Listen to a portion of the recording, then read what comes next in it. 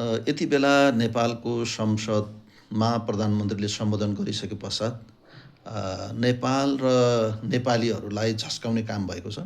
उहाँको जो यो पहिलो सम्बोधन छ, यो सम्बोधन आफैमा विवादास्पद खालको सम्बोधन बन्न पुगेको छ र यसले नेपाली जनता र नेपालप्रति आस्था राख्ने सबै मान्छेहरूको मनमा अलिकति चोट पुग्न गएको छ।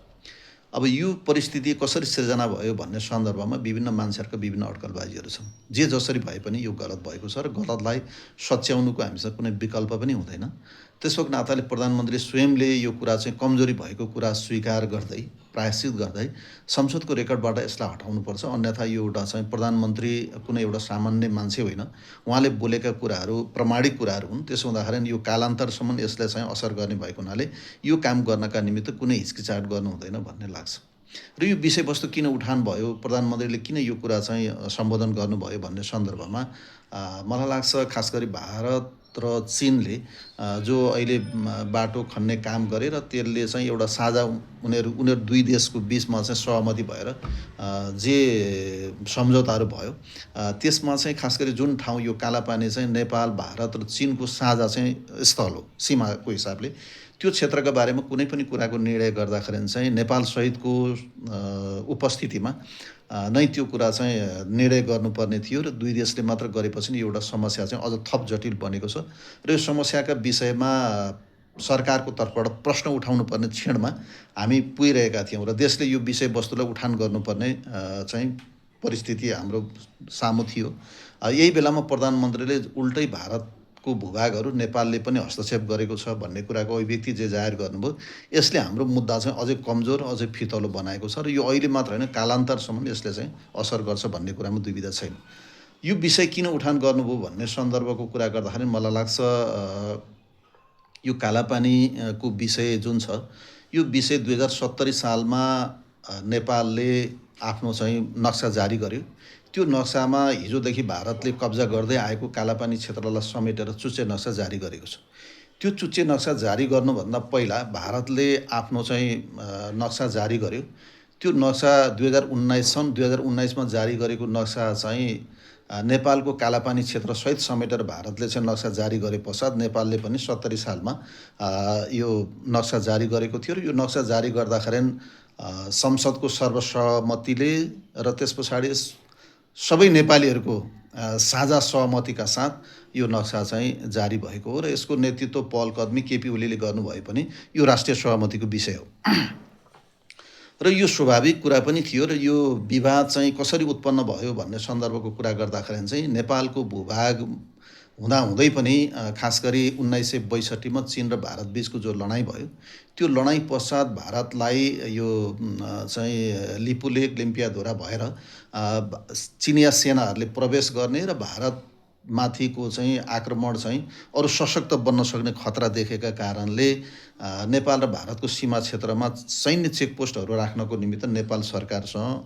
अनुमति मागेको थियो र नेपाल सरकारले 17 ठाउँमा चेकपोस्ट राख्नका लागि अनुमति दियो र त्यो अनुमति दिइसके पश्चात 2017 सालमा चाहिँ पञ्चायती व्यवस्था लागू भयो र त्यस पछाडि राजा महेन्द्रले 17वटा चेकपोस्टहरू हटाउनका निमित्त भारतसँग अनुरोध गर्नुभयो।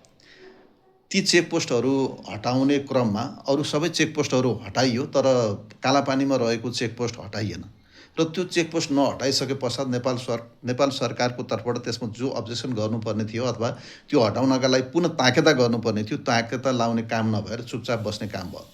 यसले चाहिँ भारतको मनोबल पनि बढ्यो र त्यस पछाडिका दिनहरूमा त्यो चेकपोस्ट चाहिँ कायमै रह्यो र त्यो चेकपोस्ट कायम रहेसँगै भारतले जो चाहिँ नक्सा जारी गरेको छ, त्यो नक्सा जारी गर्दाखेरि उसले चाहिँ 1816मा भएको नेपालको जो सुगौली सन्धि छ, त्यो सन्धिमा उल्लेख भएको जो सीमा छ काली नदी, त्यो काली नदीको शिर उद्गम स्थल कुटियाङ्दी जुन छ, त्यो कुटियाङ्दीलाई छोडेर कुटियाङ्दी भन्दा यतातर्फ पूर्वतर्फ रहेको नेपालको भूभागतर्फको ससाना जो चाहिँ झरनाहरू छन् त्यो काली नदीमा मिसिने साना साना जो मूलहरू छन् त्यो मूलमध्येको सबभन्दा सानो तुरतुरे जो मूल छ त्यो मूललाई चाहिँ उद्गम स्थल बनाएर त्यस पछाडि नेपालको भूभागको तर्फ रहेको कुटियाङ्दी जो कालीको मुहान छ त्यो मुहानलाई इन्डियातर्फ पारेर जो चाहिँ नक्सा जारी गर्यो र उसले त्यो भूभाग जो झन्डै अहिले नेपालको कुरा गर्ने हो भने 372 किलोमिटर भनेपछि लगभग एउटा ठुलो जिल्ला जत्रो भूभाग चाहिँ उसले आफूले कब्जा गरेको छ र त्यो भूभाग चाहिँ रणनीति हिसाबले त्यो निकै महत्त्वपूर्ण भूभाग पनि छ। त्यही भएको हुनाले उसले चाहिँ आँखा लगाएको छ र यो विषय का बारेमा कुरा गर्दाखेरि नेपालले आफ्नो भूभाग हो भन्ने कुरा दाबी गर्नका लागि कुनै पनि समस्याहरू छन्। यद्यपि भारतको तर्फबाट पनि उसले विभिन्न ढङ्गले आफ्नो कोणहरूबाट चाहिँ यो भूभाग चाहिँ भारतको भूभाग हो भन्ने कुरालाई पुष्टि गर्नका लागि विभिन्न खालका तर्कहरू गरेको छ। यद्यपि 1816 मा सुगौली सन्धि भए पश्चात ब्रिटिस इन्डियाले जारी गरेको जो नक्सा छ त्यो नक्सामा कुटियाङ्दी चाहिँ कालीको जो मुहान छ जुन सुगौली सन्धि हुँदाको मुहान त्यो मुहान नै कायम गरेर चाहिँ सीमा क्षेत्र तोकेर नक्सा जारी गरेको छ र त्यो नक्सा आफैमा एउटा महत्त्वपूर्ण प्रमाण हो। र अर्को कुरा 2018 सालमा भएको जनगणना नेपालले जनगणना गरेको छ त्यहाँ र त्यो जनगणनामा त्यहाँको जनताको जनसङ्ख्याहरू घरधुरीदेखि लिएर सबै जो तथ्याङ्कहरू छन् नेपालको तथ्याङ्कमा सामेल छ। र अर्को कुरा चाहिँ त्यो ठाउँको कर समेत मालपोत कर नै नेपालले उठाउने गरेको स्थिति हो। र यो सबै तथ्य र प्रमाणहरूले के कुरा पुष्टि गर्छ भने भारतले जे दाबी गरेको छ त्यो दाबी चाहिँ कुनै पनि मानेमा ठहर गर्ने अवस्था देखिँदैन। र यो स्थिति हुँदाहुँदै पनि भारतले जो चाहिँ हरकत गरिरहेको छ त्यो हरकतका विरुद्धमा अहिले अझ यो एकजुट भएर सिङ्गो देश नै चाहिँ आफ्नो दाबी प्रस्तुत गर्नुपर्ने र यो कालापानी क्षेत्रमा आफ्नो दाबीलाई पुष्टि गर्नुपर्ने र यो विषय साझा एजेन्डा राष्ट्रियताको विषय भएको हुनाले एक ठाउँमा उभिनुपर्ने जो आवश्यकता थियो त्यसमा अब संसदलाई सम्बोधन गर्न निकै लामो समयदेखि सांसदहरूले उहाँलाई अनुरोध गरिरहेका थिए। उहाँ 81 हिजो पुग्नुभयो र उहाँले सम्बोधन गर्नुभयो। सम्बोधनका क्रममा 81 उहाँले चाहिँ भारतको भूभाग पनि आफ्नो देशले मिचेको कुरा जो जाहेर गर्नुभयो यसले हाम्रो चाहिँ आन्दोलन हाम्रो चाहिँ भारतसँगको जो चाहिँ सीमा सम्बन्धी विवादको समस्या छ यो समस्यामा अझ हामी चाहिँ कमजोर हुने अवस्था देखिएको छ। र यो उहाँले किन गर्नुभयो भन्ने सन्दर्भमा विभिन्न समयमा अब फेरि पनि यसका कुराहरू पुष्टि हुँदै जालान्। यद्यपि जे भए पनि यो गल्ती भइसकेको छ र यो गल्ती हुनु भनेको स्वयं प्रधानमन्त्रीको मात्रै गल्ती होइन। यो कमजोरीका कारणले देश स्वयंलाई समेत समस्या सिर्जना हुने भएको हुनाले अब यो एजेन्डा चाहिँ प्रधानमन्त्रीले सम्बोधन गरेको विषय चाहिँ देशको समस्याको विषय बन्यो।